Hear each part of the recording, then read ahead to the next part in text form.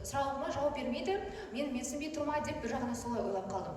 Осындай жағдай болса, сіздер не істер едіңіздер? Сіздер оқушыға сұрақ қойып тұрсыздар, ал оқушы сіздерге жауап бере алмай бетіңізге қарап тұр. Мен де сіздер сияқты ойланып қалдым осылай, не айтсам екен деп. Бірақ та сол мезетте мен байқағаным, сол оқушыны аса қатты назарға алдым. Сол оқушының тест нәтижесін қарасам, 100% көрсеткіш көрсетіп тұр. Яғни сол нәтижесінде менің түйгенім, оқушы өзіне сенімсіз екен. Сондықтан менің негізгі шешу жолым оқушының өзіне деген сенімділігі және де көшбасшылық қабілетін арттыру болды. Осы арттыру мақсатында мен қандай жұмыс жасадым? Жұмыс жасаған кезде оқушы футболмен қызығады екен. Футболмен қызыққандықтан мен ойынмен құрал таптым.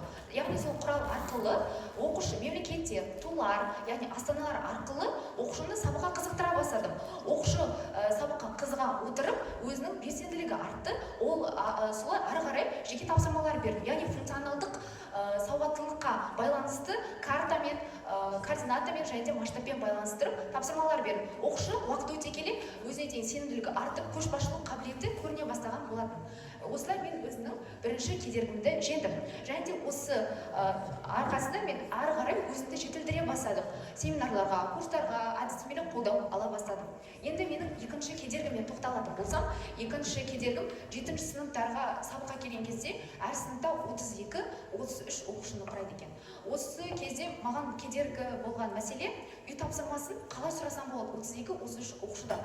Яғни 45 минутта үй тапсырмасын барлығынан сұрап үлгеру мүмкін емес. Сондықтан мен осы 32-33 оқушыға 7-ші сыныптар қазір білесіздер, 21-ші ғасыр дамыған заман болғандықтан барлығы тиктокта отырады. Мен үй тапсырмасын тикток арқылы бердім. Яғни оқушылар, мысалы урбандауға байланысты тапсырма беретін болсам, оқушылар алады да соған байланысты кішігірім бейнебаян түсіріп тиктокқа салады. Яғни оқушылардың қызығушылығы артады. Және оқушыларға мен макеттер бердім. Макеттер ол бізде көбінесе 7-ші сыныптарда биосфера, гидросфера тақырыптары бойынша берілген болатын.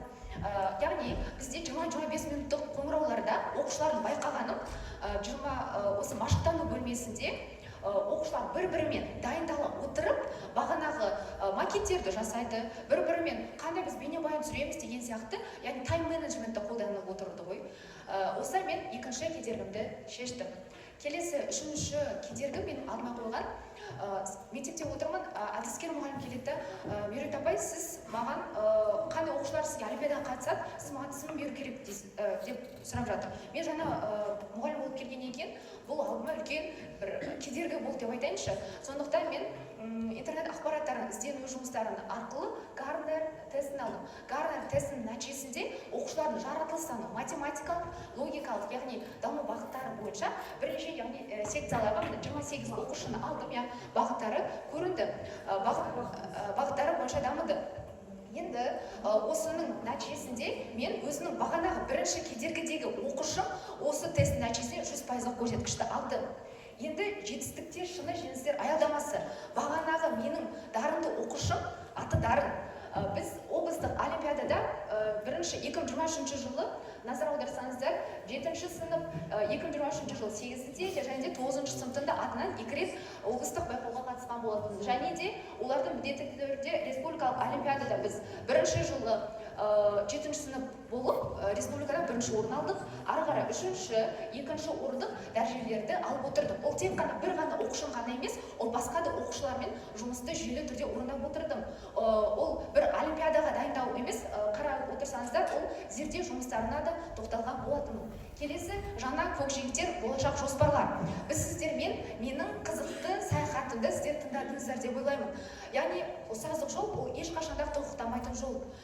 Яғни сондықтан менің әлі картам толықтай аяқталмады. Осы картамда сіздермен толықтай әлі жалғастыра беремін. Назарларыңызға рахмет.